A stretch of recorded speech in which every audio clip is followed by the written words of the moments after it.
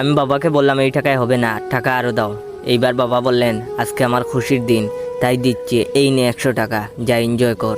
আমি 100 টাকা নিয়ে রাগ করে বাসা থেকে বের হয়ে গেছি। বন্ধু রাজুর কাছে গিয়ে বললাম দোস্ত কিছু টাকা ধার দে।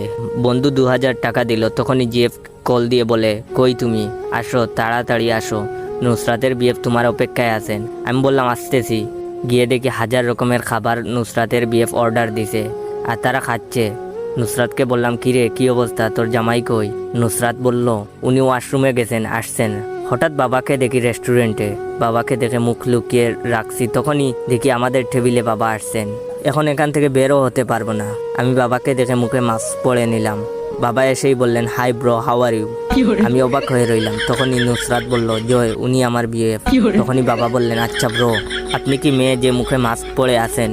মাস্কটা খুলো। আমি মাস্কটা খুললাম। খুলতেই বাবা আমার দিকে তাকিয়ে হতবাক হয়ে পড়লেন আর আমি হাসা শুরু করলাম। আর নুসরাতকে বললাম তুই জিতছস।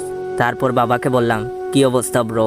ব্রো আমাকে দিলা 20 টাকা আর এখানে জিএফ নিয়ে রেস্টুরেন্টে দামি দামি খাবার খাচ্ছ, আর শেষ বয়সে এই হাঁটুর বয়সী মেয়ের সাথে রিলেশন করতেছো।